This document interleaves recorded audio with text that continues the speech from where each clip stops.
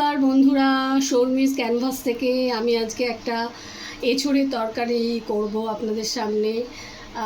তো এখানে মোটামুটি এঁচোড় আমি এখানে 1 কেজির মতো এঁচোড় কেটে এটাকে নুন আর হলুদ দিয়ে প্রেসারে একটা সিটি দিয়ে নিয়েছি। আলু কেটে রেখেছি, আর এখানে পেঁয়াজ, কাঁচা লঙ্কা, একটু চিংড়ি মাছ রয়েছে, চিংড়ি মাছ, টক দই, একটু লঙ্কা আর ধনে জিরে একটুখানি পেস্ট করে দিয়েছি, 1 চামচ করে নিয়েছি। আদা রসুন পেস্ট 2 চামচ রয়েছে। এখানে একটু চিনি, শুকনো লঙ্কা, তেজপাতা আর জিরে ফোড়নের জন্যে, আর একটু কাঁচা লঙ্কা। এই হচ্ছে আমার আজকের ইনগ্রেডিয়েন্টস। তো আমি আপনাদের কাছে এঁচোড়টা, আলুটা, চিংড়ি মাছটা ভেজে নিয়ে তারপর আমি রান্নাটায় আসছি। আচ্ছা, আমি এখানে এঁচোড়টাকে ভেজে নিয়েছি তেল দিয়ে। তো এর মধ্যে তো নুন হলুদ দেওয়াই ছিল। এখানে আলুটাও ভেজে নিয়েছি, আর এখানে একটু চিংড়ি মাছ ভেজে নিয়েছি। আজকে আমার চিংড়ি মাছগুলো একটু বড় বড়, তাই আমি একটুখানি কেটে নিয়েছিলাম। এটাও চিংড়ি মাছ। তো কড়াই আমি তেল দিয়েছি, কড়া গরম হয়ে গেছে। আমি এখানে শুকনো লঙ্কা, তেজপাতা ফোড়ন দিয়ে দিচ্ছি, দিয়ে একটু জিরে ফোড়ন দিয়ে দিচ্ছি।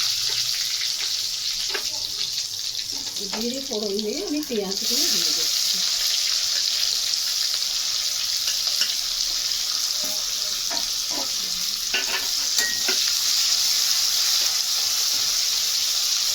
বাট এই পেঁয়াজটা একটু ভাজা ভাজা হবে। পেঁয়াজটা ভাজা ভাজা হলে আমি একে একে আদা রসুন বাটা, তারপর একটু এখানে একটা মশলা করে রেখেছি ধনে জিরে লঙ্কা দিয়ে, এই বাটাটা দিয়ে মশলাটাকে কষিয়ে তারপরে আমি সমস্ত সবজিগুলো দেব। আচ্ছা, আমি এখানে পেঁয়াজটা ভাজা ভাজা হয়ে গেছে, তখন আমি আদা রসুনটা দিয়েছি। এখানে একটু হলুদ দিয়ে দিলাম। আপনারা আন্দাজ মতো হলুদ দিয়ে দেবেন।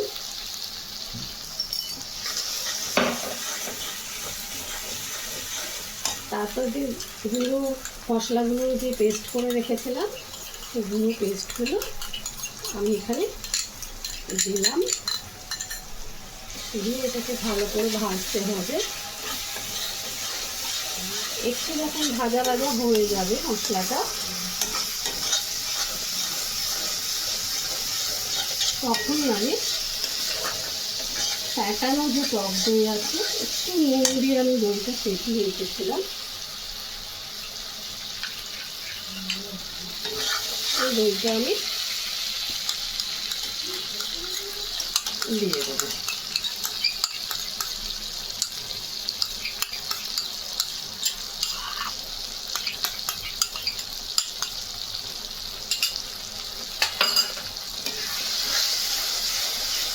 গ্যাসটাকে একটু আস্তে করে দেবেন যখন দইটা দেবেন। তারপর একটু নাড়াচাড়া হয়ে গেলে তারপর গ্যাসটাকে জোরে করে দেবেন, কারণ দই দিয়ে আবার জল ছাড়ে।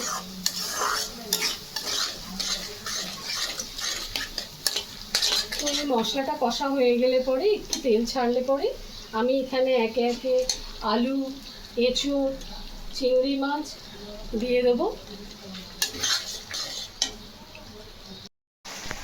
মশলাটা কষার পর আমি মোটামুটি একে একে এঁচোড়টা প্রথমে মশলার সঙ্গে মাখিয়ে নিয়েছি, চিংড়ি মাছ আলু দিয়ে ভালো করে কষিয়েছি। প্রায় কিন্তু এটা 4-5 মিনিট আমার লেগেছে কষাতে। যাই হোক, এটা মোটামুটি কষা হয়ে গেছে। আচ্ছা, আর একটা কথা, আজকে আমার কাছে না ওই লাল মির্চটা ছিল না, মানে কাশ্মীরি মির্চটা ছিল না, যার ফলে আমি কাশ্মীরি মির্চটা দিতে পারিনি। আপনারা অবশ্যই দেবেন, তাহলে কি হবে, কালারটা ভীষণ ভালো আসবে। আর আমি মোটামুটি এর মধ্যে একটু গুঁড়ো চিনি দিয়ে দিলাম, আর একটু গরম মশলা দিয়ে দিলাম, আর একটু সামান্য 2 চামচের মতো ঘি দিয়ে দিলাম। দিয়ে এটাকে নাড়বো, ভালো করে নেড়ে আমি একটু গরম জল করেছি, গরম জল দিয়ে এটাকে ঢাকা দিয়ে তারপরে আমি এটাকে কুক করবো। মোটামুটি আশা করি এটা 2-3 মিনিটের মধ্যে জলটা টেনে নেবে।